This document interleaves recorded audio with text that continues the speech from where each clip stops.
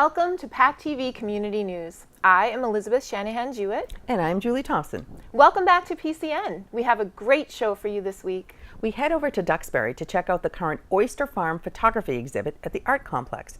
And we head up to the State House for the official release of the Plymouth 400 schedule of events. We have a new segment with the Car Doctor about Child Passenger Safety Week. And Doreen Lang is on set to talk about how to hang on to your stars in the workplace. We're excited to be back, and we start tonight's program in Plymouth.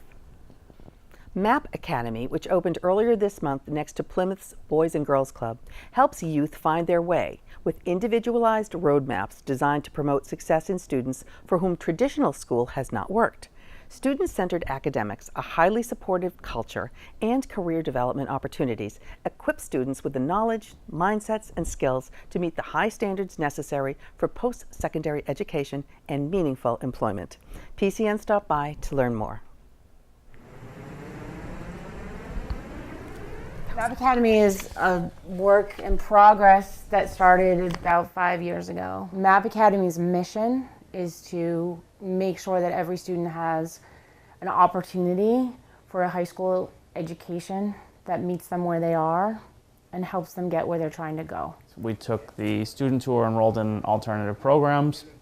We took the students who were identified by the state as high risk of not graduating from high school, and the students who had dropped out in the last 4 years. You get 398 students at the time we did the data. And that's the map that's hanging in the front lobby as you walk into MAP Academy. We knew that if there was 398 dots on the map, they were more than just dots. They were actual kids and families, struggling kids and families who, you know, if we knew who these kids were, we knew exactly where they lived. We knew they had dropped out of high school, they were at high risk of dropping out of high school. We knew that we had to do something different. We opened a charter because it's the only mechanism through which you can actually start a brand new autonomous public school. We are committed to serving students who by and large other systems have failed, and those are well-meaning systems. The people who work in traditional schools are working hard to meet students' needs. They want very much to meet students' needs. But you have to be able to think outside the box in order to address needs that are outside the box. We have 130 students. We have a staff of 19. We've had support of some significant grant funders who've believed in our vision. Because of our landlord who renovated it for us, we were able to have a building that actually matches our mission. It's definitely meant to be a place of work and focus, but it's much more reminiscent of a corporate environment or higher ed environment. It's very modern. There's a lot of open space. There's a lot of sight lines. We're really looking to prepare students for workplaces of the future, present and future, which are much more collaborative. Teachers don't have assigned spaces. They have kind of assigned areas. We have to start modeling what they're going to need to do, which is get along with each other, exist with each other, manage their own time, not have an adult controlling every move. Students' academic program is based on what they actually know and can do, not on letter grades.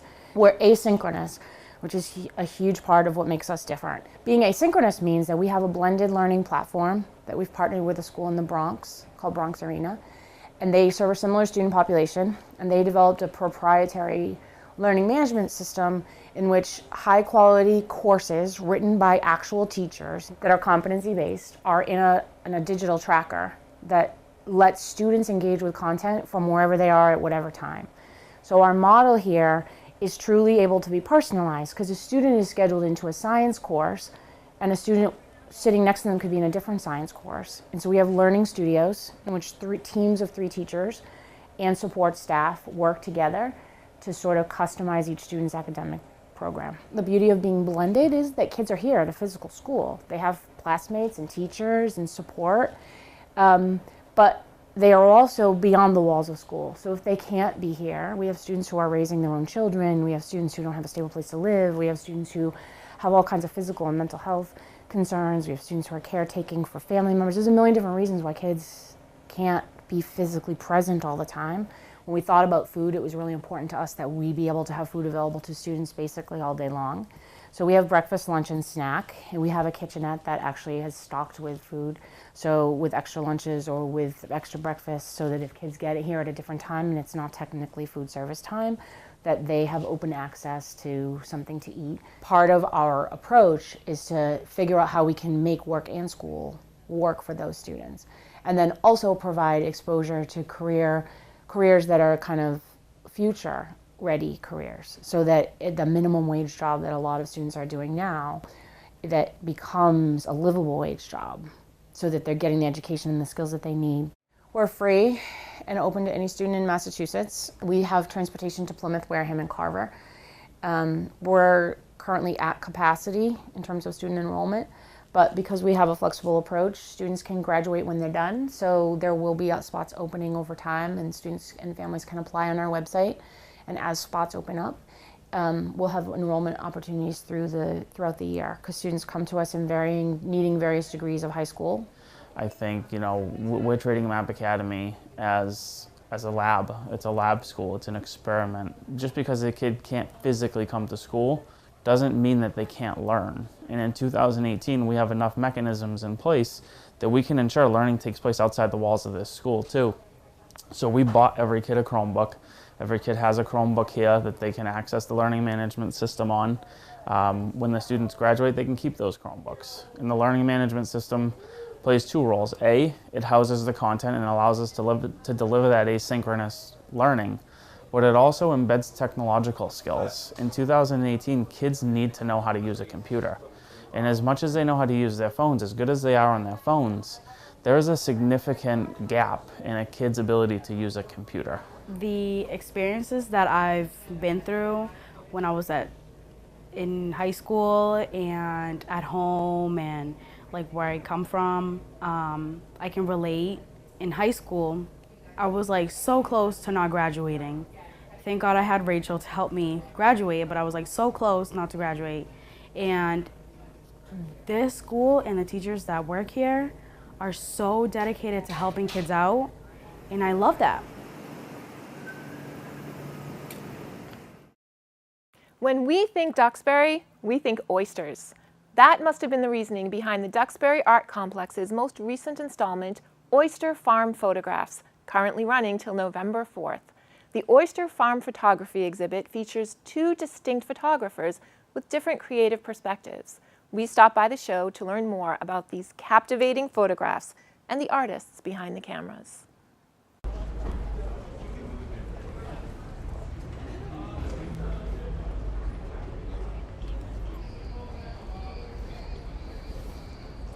Today is the artist reception of an oyster farmer portrait project, and I'm one of the photographers whose work is being featured.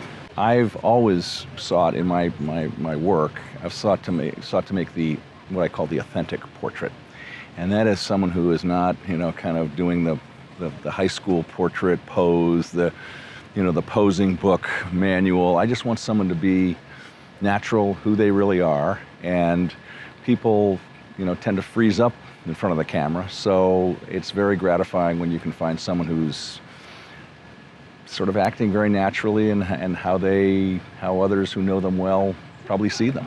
The communities that I photograph tend to be people who don't really think of themselves as being in that community. For example, this project, the Oyster Farmer Project, these are really hardworking men and women who are working on their own farms, and they don't think of themselves as being on this greater team per se, but they are. They're all working towards sort of a greater goal, and they're part, in my opinion, of being something really important and sustainable, working on a sustainable waterfront. I didn't do this as a project just for myself or the people at the Oyster Farm. I really wanted our community and as wide an audience as possible to see these photographs. Obviously I like black and white photography. I like film-based photography, and I like a lot of the historical photographs we're taken in this country. Dorothea Lange is a favorite photographer of mine. And there's a valley in California that was going to be flooded. The town was going to disappear. So unlike the Drake's Bay oyster, the outcome was given. And she decided with Perkle Jones to go and document the people and the life of the town that was going to be flooded and destroyed. They knew there was no hope that that could change. When I started this project, I thought there was hope that maybe a dialogue would open up and the eventual decision would be influenced by the photographs that I took. Well, I do think it's really important that people realize that decisions made by the government really do impact directly and immediately the lives of real people. And this is one group for whom, that was really evident, and something to think about for other groups of individuals. It was a huge effect on our community, on the Oyster Company, and on all of the people I photographed.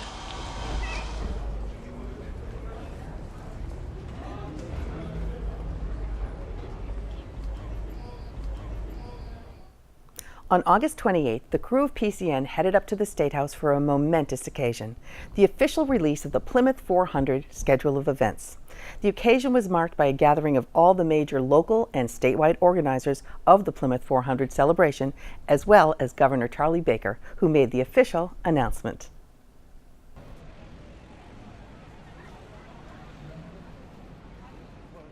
We're here today at the Massachusetts State House, and we have announced our Plymouth 400th anniversary, and the State Commission was present, the Governor was present, our Senator Vinnie DiMacedo, our Representative Matt Muratori, Representative Sarah Peake. We had a huge room full of about 140 people. Provincetown brought 40 people up on a boat. Plymouth brought 40 people up on a bus.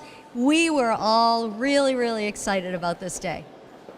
So today's press conference is really the public kickoff of the announcement of the 400th anniversary for 2020. Now we can start to really promote the different events and programs that will be happening. We'll be able to talk about this openly. We now have announced that NBC is our lead media broadcast sponsor. So a lot happened today that was really important and is going to get us to the next step. And I want to thank again the administration for your commitment to Plymouth, because the world is going to be looking at Plymouth, Massachusetts when this happens. Plymouth Commission has really laid the foundation, the work, and it's so important to have a foundation. And I mentioned that today, that you spend a lot of time and a lot of people don't pay attention to a foundation, but it's necessary. And when you have that foundation, you can build the walls. And what we're seeing today are the walls being built on a great foundation that has been laid for the last 10 years. With all honesty, we can say that we're all the same, that we can make change to help mold a new legacy for our future generations. One of the things that we've learned along the way is the untold story, or the mistold story, of the Native American story, which is very important to us. Some other very important parts of the Commission initiative is the legacy. And the legacy I speak about not only a new park and major celebrations, but the dredging of Plymouth Harbor, to bring it back to being the tourism mecca that it should be, particularly from the maritime side, where cruise ships, smaller cruise ships could come into the harbor, or significant vessels, or regattas, or just activate the water sheet. That's part of the Commission's goal. The eyes of the world are going to be focused on Plymouth, Massachusetts in 2020.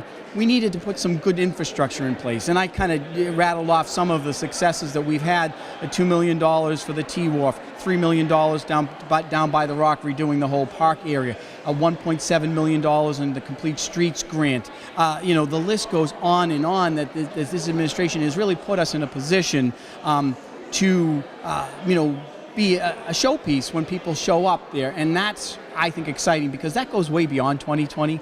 All of the work that we've done in infrastructure will help from an economic standpoint long beyond 2020, because tourism still is our number one industry in Plymouth, and it will always be. And so we're benefiting from that, and we'll have the ability to highlight that into the future. But I think for most of us here in Massachusetts, who all take our history pretty seriously, this is a wonderful opportunity for us to remind people about the beginning. 400 years ago, 1620, and a heck of a lot of what happened along the way.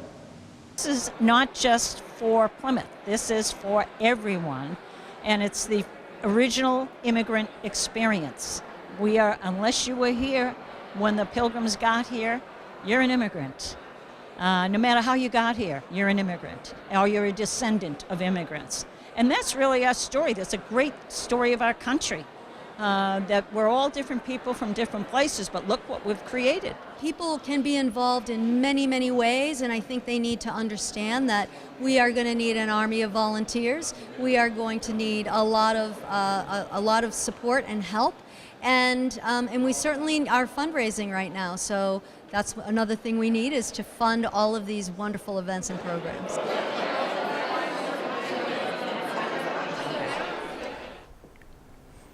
What a wonderful group of people is putting together the Plymouth 400, America's hometown. And like Therese Murray said, we really are a nation of immigrants. We are, Yeah. and as a collaborative event, what better way than to bring all of us together to celebrate all of us, the immigrants who came here from England back, but all along the way as well. And the indigenous people that were here. It's a big celebration for them too. So we're really proud to be part of America's hometown and Plymouth 400. The American Academy of Pediatrics recently made a change to its child passenger safety policy. The AAP used to recommend children remain rear-facing until age 2. The new policy recommends children stay rear-facing as long as possible until the height or weight limit of the car seat is met. In honor of Child Passenger Safety Week from September 23rd to September 29th, AAA's car doctor stopped by to give us some tips on keeping kids safe in the car. Hi, I'm John Paul, the Senior Manager of Public Affairs and Traffic Safety for AAA Northeast. I'm also a certified Child Passenger Safety Technician and Instructor. And this is National Child Passenger Safety Week. And there's a few things you need to think about when you want to transport your child safely. And the biggest thing is you want to make sure that you transport them in a proper child passenger safety seat. And how do you know the right seat? That's the seat that's going to fit your child, fit your car, and you're going to use it correctly each and every time you're in the car. This seat is designed to carry an infant up to a certain height and weight. This is always mounted rear facing. It's never mounted in front of an active airbag, and it's a seat that to some people think has a little bit of a limited use because typically as kids get a little bit older, they're going to tend to outgrow it. But what's great about the seat, it's usually with a base, and the base stays mounted, the seat's removable, which makes it easier to swap back and forth from car to car. There are several different kinds of car seats, and it really depends on the size of the child. This car seat can be used facing rearward like it is now, or facing forward. And sort of the general rule is you should always keep kids rear facing until they exceed the height and weight limits of the car seat. These are great seats because you can use them more often. So you can keep your child rear facing, turn the car seat around, and then you can use it till the height and weight limit when it's forward facing, so it becomes a very practical seat to own. When kids outgrow their car seats, and they've outgrown their car seat when it's forward facing, the next step is to move them into a booster seat. This is a low back booster seat. There's also high back booster seats. And a booster seat, the technical name of it is called a belt positioning booster seat. And what that does, it's designed to have the seatbelt go in the same position as it would as an adult. It just raises the child up a little bit higher so they can sit comfortably in the car and have the seatbelt fit properly. You want to keep your kids forward facing in a conventional seat until they outgrow it, then move them into a booster seat. When it comes to installing a car seat, there's a lot of things to keep in mind. And the most important thing is read the owner's manual if you're going to do it yourself. If not, go find a child passenger safety technician. You can go to the Safe Kids website and find out more information. But if you are going to do it yourself, a couple things to keep in mind. First off, when you install it, it should be good and tight. And it shouldn't ever move more than an inch within the belt path or however it's attached to the seat. The other thing is there's a part called a chest clip. The chest clip should always stay at about armpit level when you put the child in the seat. And the other thing, the harness itself, you should make sure that the harness is snug enough where you really can't pinch more than an inch of the harness material when the child's in the seat. The other thing is, again, look at that angle and see how it fits in reference to the seat in front of it. It shouldn't be right up against the seat. There should be a little bit of room. That will keep your children safe in your car. Each new car seat has a registration form, and parents should fill it out, caregivers should fill it out, and put all their information in there. Just like cars, car seats can get recalled, and the only way you're going to know about that is if you filled out the registration card so the manufacturer can contact you. When it comes to making sure your child's safe in your car, don't be in a big rush to move them from one car seat to another. If you want to keep your kids safe, follow the directions of the car seat and keep them in the car seats as long as possible, as long as they don't outgrow the height and weight of the seat limitations.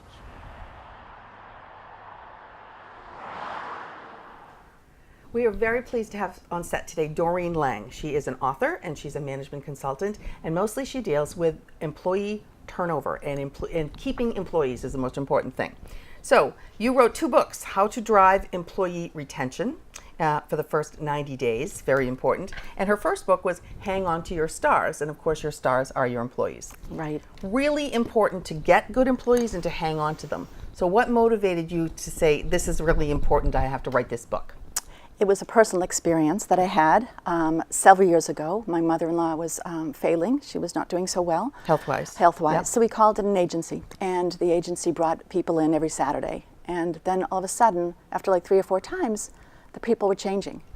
And she was very unsettled. She was really a personable person, and she really got close to these people who took care of her because it's intimate, you know? Oh, sure. And it was discouraging for us because we were nervous for her. Somebody new would come in each time. Sure. So I called the agency and I talked with them, and they pretty much laughed at when I said, "Well, how bad is your turnover?" Yeah.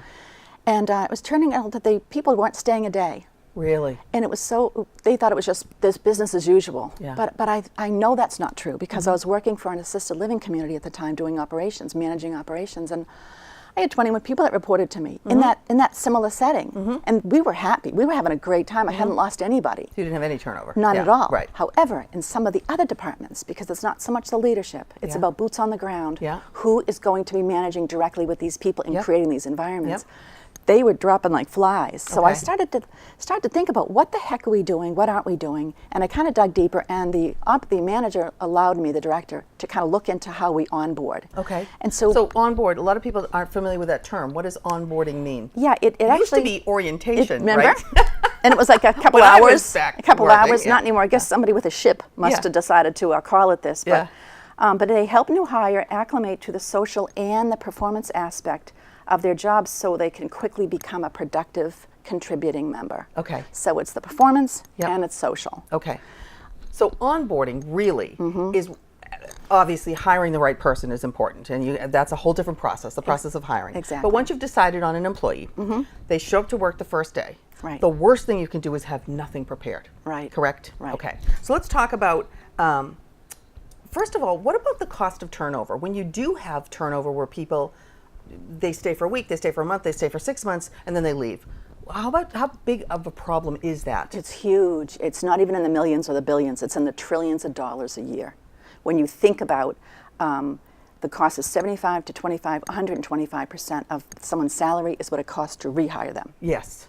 That's if you're lucky enough to get somebody. It was just as good. That's just as good. Yeah, right. Then you've got the recruitment. So you've got to actually, you've got to reach out. Yep. Then you've got to actually go through the resumes, the reviewing. Then you've got to interview people at least once or twice or 3 times. Then you've got to do training. References. Got to do training. And then what's really hard is it really kills the morale because people are coming in and out and they can't get friendly. The harmony is not being built, and there's no sense of team. Right.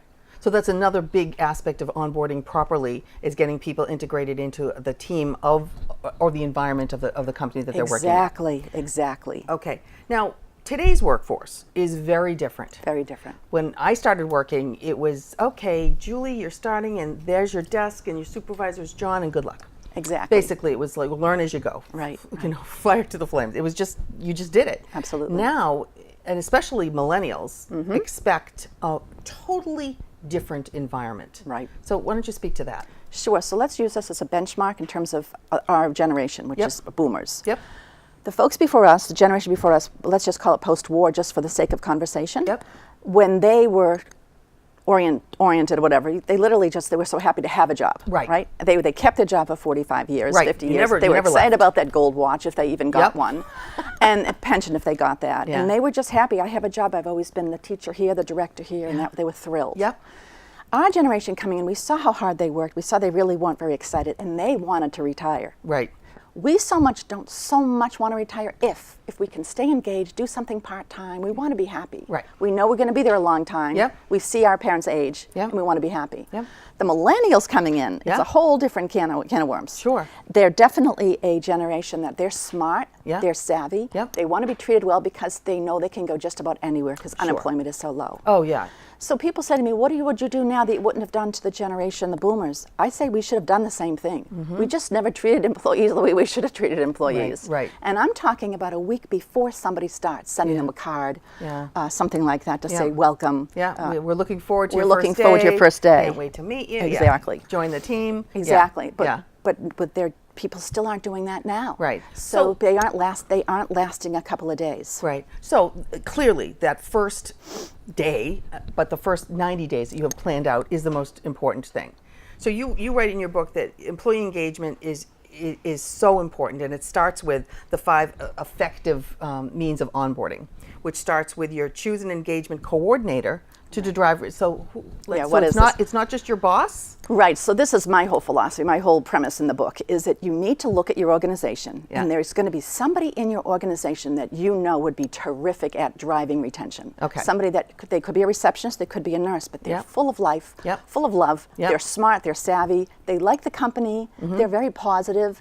That's who you want. So that's who you're going to buddy up your new employee with. Exactly. So that's what I do is I go in and I help that person select an engagement coordinator. Yep. And then I work with them and train them and show them the importance of this and show them how to do it. Okay. Now they're not the trainers, but they're the shepherd. They're going to take that person in the morning and say, "Come on in, let's go talk about this. I'm going to have you meet this one. I'm going to come get you at 11. We're going to have lunch. Yep. Then I'm going to pick you up after. We're going to meet so and so. There's a training this afternoon, but I'll catch you after and see how your day was." Right. So you're constantly checking in all with the of a sudden now they've got some connection. They're not just out there. Right. Okay. So your second thing is start early and get organized. So how important, I know a lot of people start at a job and they're sitting at a desk and they have a phone, they don't know how to use it. They maybe have a computer, they don't know how to log on. How important is just the infrastructure of where someone's actually sitting and where their job takes them? How important is that? You know, you asked such a great question. People think that if you're going to hire another nurse, they're going to know just what to do when they get on the floor. Yeah. When you hire receptionists, the phones are pretty much the same, but these instructions, just try to review them. Assume people know nothing because by explaining it, you're giving them confidence. They're kind of getting a little bit of a buddy because someone's working with them now. You've got to put the time in and educate and explain and even take them to meetings so they can get an idea of what are the issues here and who are the players, and boy, they're serious and they're committed, and boy, this is an important place. Right. Now, how important is having them understand the culture of your company? Because sometimes I've heard that people kind of learn a culture as they go along. You can't tell somebody in their first hour the entire history of the company and have them understand all the nuances of the company. But is part of onboarding getting them to understand what the values or the mission of the company is? Absolutely, and that needs to come in that interview process. You want to make sure that you're hiring people with the same values and that they're aligned with the same kind of passion for the work or even the excitement or interest in the work. Okay. So that really starts beforehand, and that is really set by the leader. Okay. The leader really needs to put that out there. And I kind of flip the chart in my book where I have the leader on the bottom of that graph and I have the workers up, because that leader should be spreading that upward to them and should be supporting all of their staff. Exactly. Okay.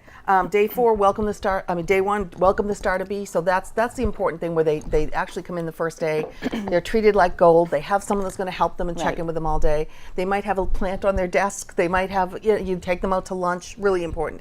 Days 2 through 30, so it's the first month. Engagement is burning bright. What does that mean? That means really when you hire somebody initially, if you do get the first day right and you're welcoming them and they're happy, they're still pretty excited to go to work. Yeah. So they are still bright. They're still interested. Yeah. They're still kind of excited about what they're going to know, what they're going to learn. Yeah. So you still have them. If you started out well, they're still feeling pretty darn good. Pretty cool. Yep. They're pretty good about the company. Right. And so days 31 through 89, which is the second and third month, the stars align. Meaning? So the stars are lined up. You've got your teams that are well, pretty much working together. They've got some friends. They have some friends now. They're going to lunch, maybe not with this engagement coordinator, because now they've got some friends, because now they've started to, it's all starting to flow, and it's working in the direction you want it to go. They're feeling more part of that organization. And goals and objectives obviously have to be part of this too. Very, very important. You know, it's such a great question. When people start a job, no one ever says, this is what we expect. Right. No one does that. Right. They just say, here's the job, this is the here's this the is your job description. desk, and you know, review this. And I once had a job where they gave me a 3-ring binder, it was this high. And they said, you know, review that and we'll meet you after lunch. And I remember looking at it. Or and watch thinking, this video and we'll see you later. I'll be honest with you, I was really young. I'm so embarrassed to say this, but I'll never forget it. I was all alone. It was like 11:30, my stomach was growling. I saw them all go to lunch. I'm sitting there, I got all this new jargon, it was insurance, and I'm thinking, I don't like it here. Yeah. And I grabbed my purse, and they they went right out the door. Yep. It's so typical and so it's so avoidable. Yeah. People know this is important. It's not brain surgery. Right. But they don't do it. You need to be reminded. But they don't do it. You need to be reminded. Yeah, and this they is don't do it. awesome. They don't do it. So, thank you. Our 10 minutes has gone like that. Yep. To contact you, having fun. Your website is www.hangontoyourstars.com, right? Which is something easy to remember. Yeah. So, the book is How to Drive Employee Retention in the First 90 Days. I found it fascinating because it brought back things to me that I said, oh, we don't do that. We don't do it. We don't think about that. And this is really important. And it's easy. It's easy. It's simple. Right. But we also used to stop that. Yes. Now the millennials expect it, so we have no choice. Thank you. Thank you very much. This has been wonderful. What a pleasure. And thank you for watching. If you want to see the show again, you can check out our website, and PCN is also on YouTube. Be sure to follow us on Twitter and like us on Facebook to get up-to-date info. From all of us at PACTV, have a great week.